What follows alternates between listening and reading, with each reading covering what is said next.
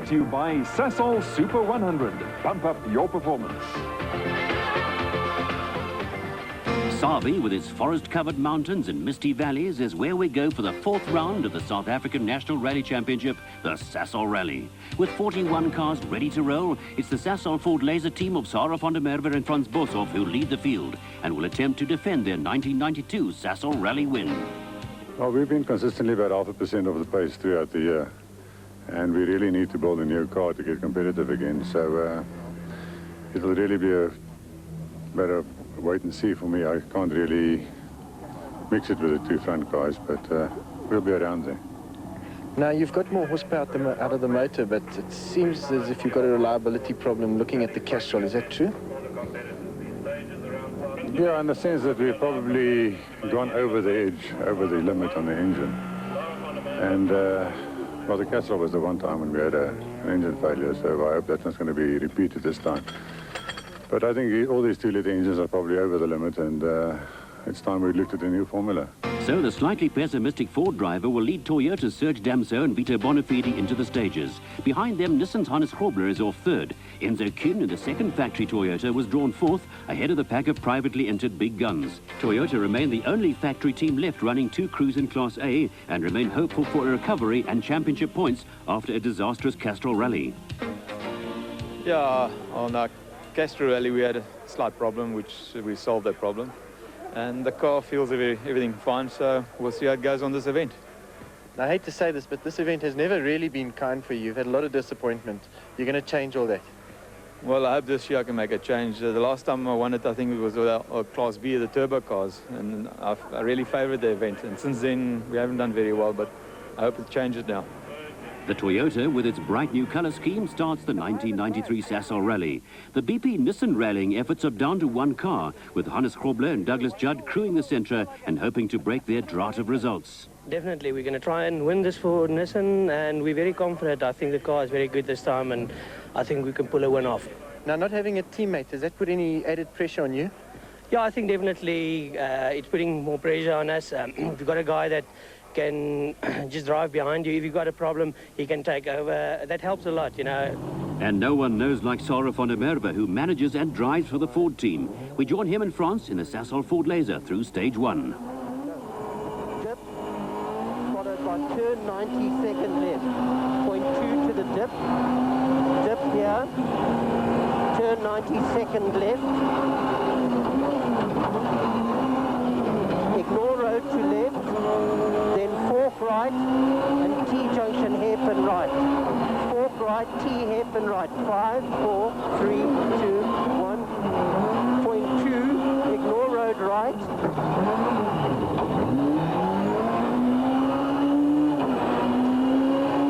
Ignore road right, then turn 90 left before tar. Left before tar, 10, 9, 8, 7, 6, caution ditch. 4, 3, flying finish on a right sweep. Flying finish on right sweep.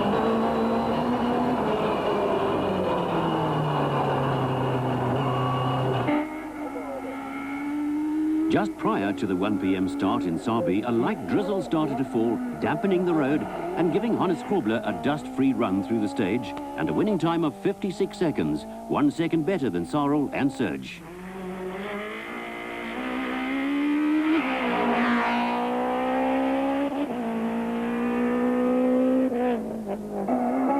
Serge's teammate Enzo Kuhn has yet to put 1 point on the Class A championship log, and many speculate that his performance on the Sasol will determine his future with the Toyota team. The privately entered Golf Synchro of Jan Habich, driving with his regular navigator Martin Buerter, back after missing the Castrol due to a neck injury.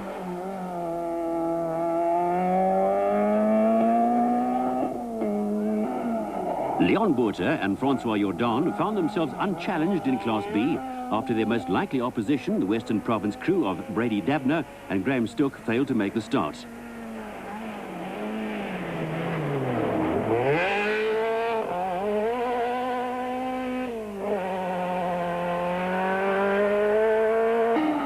Eliseo Miranda and Tony Velaka Thomas, having been drawn 7th on the road and working hard in their colourful Golf Synchro.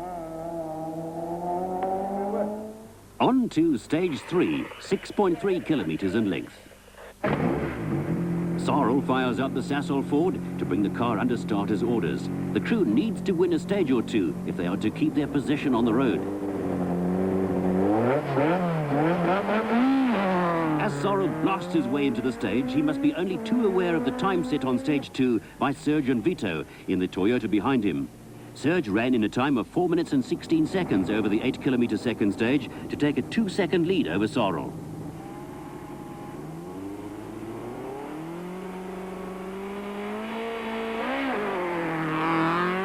Serge and Vito head the championship log by just 6 points, and that place is under serious threat.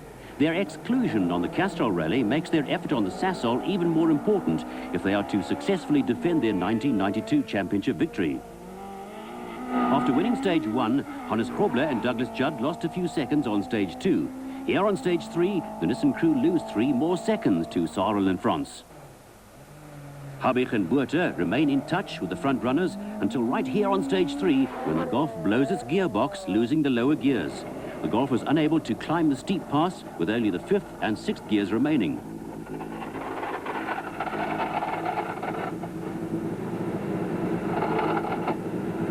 Habich struggles with the broken gears, unable to find a gear low enough to get the Golf going, let alone up the hill. Eventually, he uses the lowest gear in the box, reverse.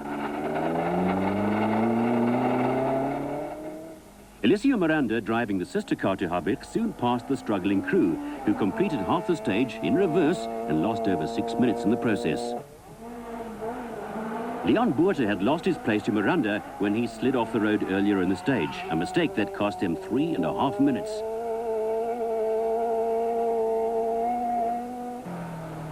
Peter Baragwanath and Charles Rieler scoring steady times in the X-Factory Shell Centro Coupe. Their time scored on stage 2 placed them ahead of Miranda on the scoreboard. Sue and Skalkberger leading Class C and climbing up the scoreboard fast. The second husband and wife crew, Ben and Isabel van der Westhuizen, in close competition with John and Sherry Saunders, both in front-wheel drive Class A Golfs. As the race for Class C honours hots up, Glenn Derman in the radio unit's Conquest slides dangerously close to the point where Leon Buerter went off the road. The crew continue unscathed.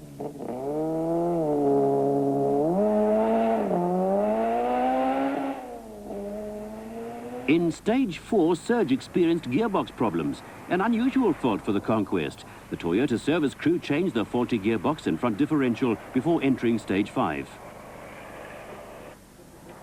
This relieves some of the pressure from Sasol and France, who lead the rally with just 1 stage to go before the regroup.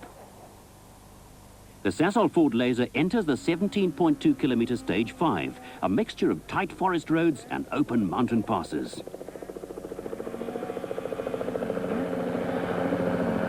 Sasol and France about to win their 2nd out of 5 stages.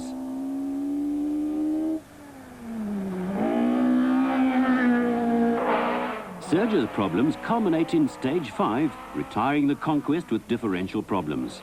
Enzo and Johan must now carry the can for Toyota in the remaining Class A Conquest. Having overcome their off in stage 3, Leon Buerter and Francois Jordan recover in stage 4 and appear to be going well in stage 5 until the drivetrain fails in the stage and the Golf is left stranded on the side of the road. A reasonable finish on the Sasol Rally would have guaranteed a Class B win and points in the championship. What happened there? Eliseo and Tony passed the stranded red Golf for the 2nd time in 3 stages. Leon confirms that the breakage is terminal and car number 6 joins the retirement list.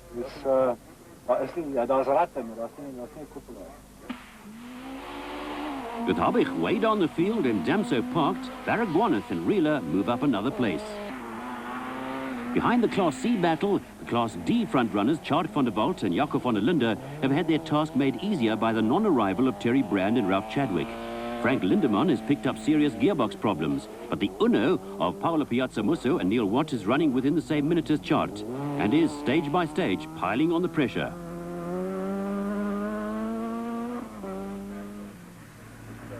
At the Sabi regroup, the cars get to service and we get to look at the first scoreboard posting. Sarah van der Merwe and Frans Boshoff hold a 20-second lead over Hannes Grobler and Douglas Judd. The Nissan is reported to be running well, but is only 3 seconds on Enzo Kuhn, who is tied stages 2 and 3 with the Nissan. Enzo took a second back on stage 5. The two privateer Class A teams are locked in battle with only 2 seconds separating Baragwana's Sentra from Miranda's Golf. Under dry but dark skies, Sarah guides